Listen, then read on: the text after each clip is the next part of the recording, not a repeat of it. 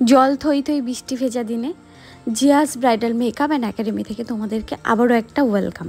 কারণ আমি আজকে নিয়ে চলে এসেছি তোমাদের সাথে একটা ছোট্ট মেকওভার শেয়ার করবো জন্য। যাই হোক, দেখতে পাচ্ছ আমার মিষ্টি ক্লায়েন্ট আর বেবি শাওয়ার লুক আমি ক্রিয়েট করছি। প্রথমেই শাড়িটা দেখালাম কারণ পিঙ্ক আমার ফেভারিট কালার, আর এই কালারটা আমাকে খুব টানে আর কি, খুব অ্যাট্রাকটিভ একটা কালার লাগে আমার কাছে। আমার হাজারো জিনিস পিঙ্ক, আমার ঘরের সমস্ত জিনিসও পিঙ্ক। যাই হোক, পৌঁছে গেলাম। সকালের কাজ ছিল কারণ 7টা হওয়ার কথা ছিল 12টায়। তো অ্যাজ ইউজুয়াল আমি 10টার সময় পৌঁছে যাই ক্লায়েন্টের বাড়িতে। গিয়ে দেখি ক্লায়েন্টের হেয়ার ভেজা, বাট হেয়ারটা ছেড়ে তার জন্য আগে আমি করে নিলাম মেকওভারটা। ও সফট অ্যান্ড হালকা একটা লুক চেয়েছিল, বেশি কিছুই করিনি, খুব হালকা, ইভেন ল্যাশটাও পরাইনি। আমাকে আগেই বলেছিল দিদি ল্যাশ পরতে অসুবিধা হয়, ল্যাশটা পরবো না।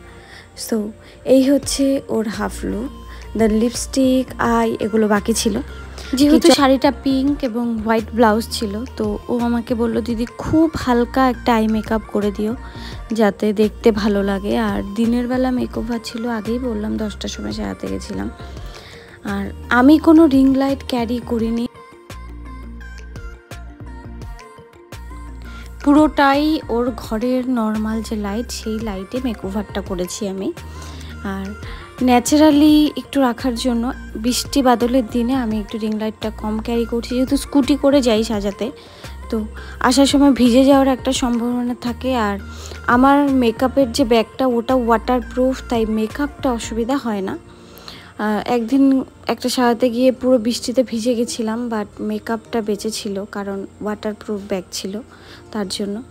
যাই হোক, ওকে জিজ্ঞাসা করেছিলাম ল্যাশ পরবে নাকি, ও বলল না ল্যাশ পরবো না দিদি, তুমি একটু টেনে দাও। তাই করার চেষ্টা করলাম।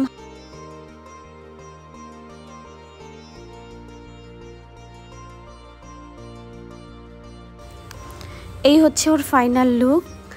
আর টুবি মাম্মি যেহেতু অনেক অনেক আমার তরফ থেকে কংগ্রাচুলেশন, অনেক ভালো থাকুক, সুস্থ বাচ্চা জন্মদিন, এটাই চাইবো ভগবানের কাছে, এটাই চাই।